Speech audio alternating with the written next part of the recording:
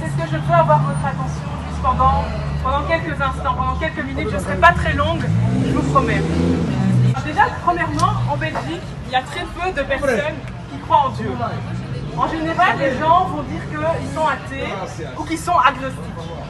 Alors souvent, les gens vont dire qu'ils ne croient pas en Dieu. Pourquoi? Parce qu'un jour, ils ont prié, ou même que plusieurs fois, ils ont prié, et leur prière n'a pas été exaucée.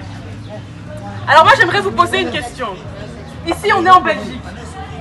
Si par exemple, je vole votre porte-monnaie, et vous allez trouver la police, et vous lui dites, voilà, il y a une fille en Belgique qui a volé mon porte-monnaie. La police vous dit, désolé madame, désolé monsieur, on ne peut pas vous aider. Alors vous vous dites, ok, la police ne peut pas m'aider, je vais demander à quelqu'un d'autre, à quelqu'un de plus élevé. Et vous allez demander peut-être au roi d'Espagne. Vous dites au roi d'Espagne, monsieur le roi d'Espagne, en Belgique, il y a une fille qui a volé mon porte-monnaie. Qu'est-ce que le roi d'Espagne va vous dire? J'ai assez de pouvoir pour vous aider. J'ai assez de puissance pour vous aider. Mais moi, je m'occupe des citoyens espagnols. Donc si vous voulez que je m'occupe de vos problèmes, vous devez venir habiter en Espagne.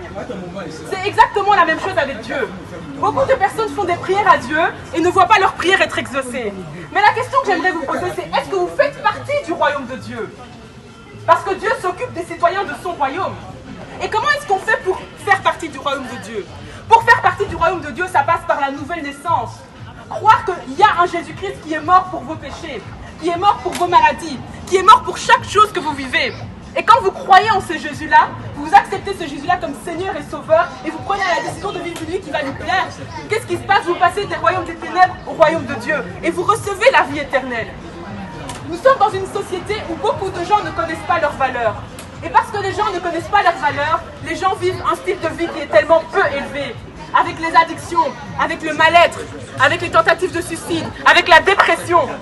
Mais moi j'aimerais vous dire qu'il y a une vie différente que vous pouvez vivre. Et cette vie se trouve en Jésus-Christ. Une vie où vous pouvez être dans la joie, dans le bonheur, être reconnecté avec Dieu. Il y a une vie autre en fait qu'une vie avec des malheurs et des addictions. Il y a vraiment une vie différente. C'est une vie que moi-même j'ai expérimentée. Moi-même j'étais dans les addictions. Moi-même j'étais mal dans ma peau. Alléluia! Et Jésus a changé ma vie. Et si Jésus a changé ma vie, il peut changer la vie de n'importe qui. Alors je vous encourage vraiment de laisser une chance à Jésus dans votre vie. Parce qu'après la vie, il y a deux chemins. Qu'on y croit ou qu'on n'y croit pas, après la mort, il y a l'enfer, il y a le paradis. Chacun se retrouvera devant Dieu. Personne ne pourra dire je ne refuse d'être devant Dieu. On sera devant Dieu. Et quand on sera devant Dieu, qu'est-ce que vous allez lui dire? Que vous avez fait des bonnes actions? Que vous avez été gentil? C'est à ce moment-là qu'il faudrait lui dire oui, à un moment donné dans ma vie, j'ai accepté Jésus comme Seigneur et Sauveur. À un moment donné dans ma vie, je me suis repenti de mes péchés. Est-ce que vous pourrez lui dire ça ce jour-là? J'espère vraiment pour vous que vous pourrez. Merci beaucoup.